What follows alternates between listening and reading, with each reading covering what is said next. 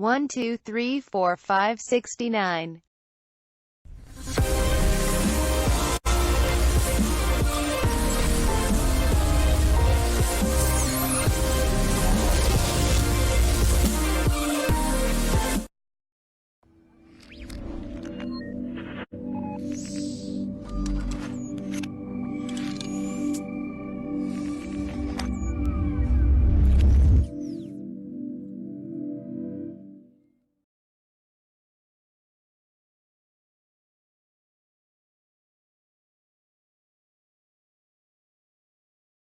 Cryptography.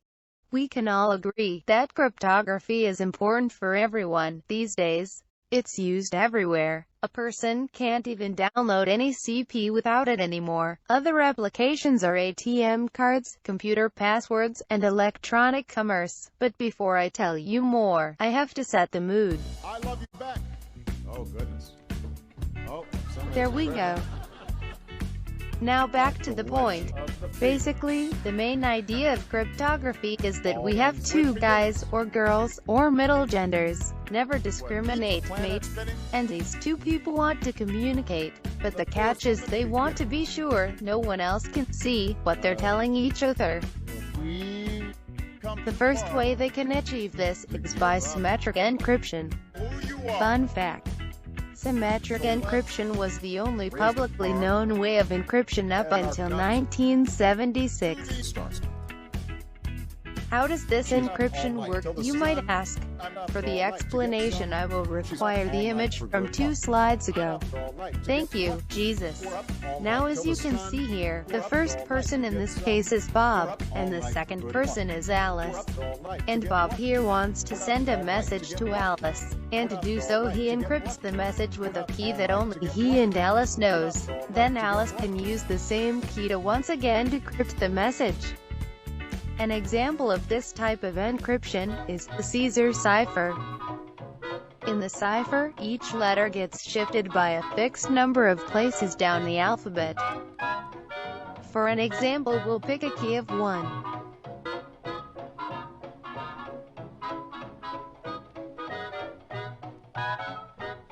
As we can see, because Eve, a random stranger, is retarded, she can't read the message.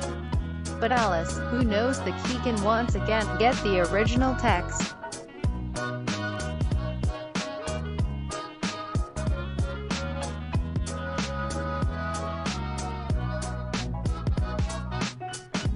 But now let's imagine for a second that it was World War III, and there are army guys, planes, bombs and ninjas everywhere. It's obvious that all forms of communication are tapped. You might say that safe communication in this setting is impossible. But you have never been so wrong in your entire life. There actually is a mathematical way to achieve this, and it's called public key encryption, or symmetric encryption. In public key encryption, Alice first has to generate 2 keys with some math. But this math is a little too hard to explain, so I won't. One of the keys is the private key, and the other one is the public key. Then, Alice gives her public key to Bob. This means that Obama might have heard it. Then Bob uses Alice's public key to encrypt his message, which takes some more hard math. And you might think that there might be problems with Obama knowing the public key. But once again, you have never been so wrong in your entire life. Because you can only decrypt the message with the private key, which only Alice knows. And so Bob sends the encrypted message to Alice. And Alice can once again extract the message. Of course this takes some more hard math. After all this, you could say that even NSA couldn't crack your message. Get wrecked, NSA.